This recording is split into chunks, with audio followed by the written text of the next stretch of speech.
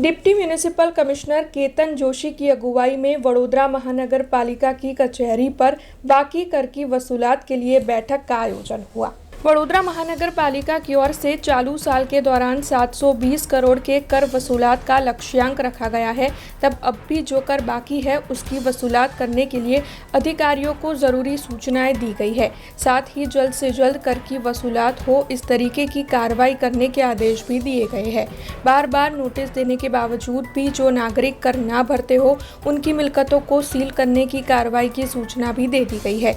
साथ ही जिस वार्ड में कम रिकवरी हो रही हो ऐसे वार्ड की लिस्ट बनाकर आगे कार्रवाई करने के आदेश भी दिए गए हैं। तब आज deputy municipal commissioner Ketan Joshi की अगुवाई में इस मामले में एक विशेष बैठक आयोजित हुई थी। इस दौरान वार्ड अफसर के साथ रेवेन्यू अधिकारी और कर्मचारी मौजूद रहे थे, तो वहीं चारों जोन के एएमसी भी वहां पर मौजूद थे। खास करीने વર્ષનાંત તરફ જ્યારે જઈ રહ્યા હોય ત્યારે કોર્પોરેશનની આવકનું મુખ્ય સ્ત્રોત વેરા છે અને વેરા વસૂલાત માટે આજે 1919 વોર્ડના અધિકારીઓ ઉપરાંત રેવન્યુ ઓફિસરો અને સંબંધિત ઝોનના આસિસ્ટન્ટ મ્યુનિસિપલ કમિશનરોની પણ બેઠક રાખવામાં આવી હતી। એમનો વર્ષ દરમિયાન એમનો કેટલી ડિમાન્ડ છે અને કેટલી વસૂલાત થઈ છે તે માટેની વિશેષ સમીક્ષા કરવામાં આવી।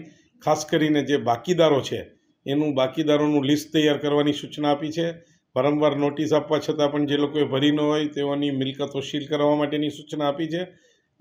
વીકલી ધોરણે દરેક વોર્ડના ઓફિસરોની અમારી કક્ષાએથી મિટિંગ થશે અને દૈનિક કક્ષાએ સોશિયલ મીડિયાના મારફત દ્વારા વિગતો મેળવી અને શક્ય લાગશે તો કોર્પોરેશનની પણ એક ટીમ જ્યાં નબળો વસૂલાત છે ત્યાં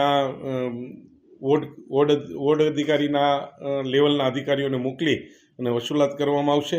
જે 720 કરોડનો લક્ષ્યાંક છે કોર્પોરેશનનો એને પાર પાડવા માટે સમગ્ર વહીવટીતંત્ર म्यूनिसिपल कमिश्नर साहिबना मार्गदर्शन हेठળ कार्यरत થશે।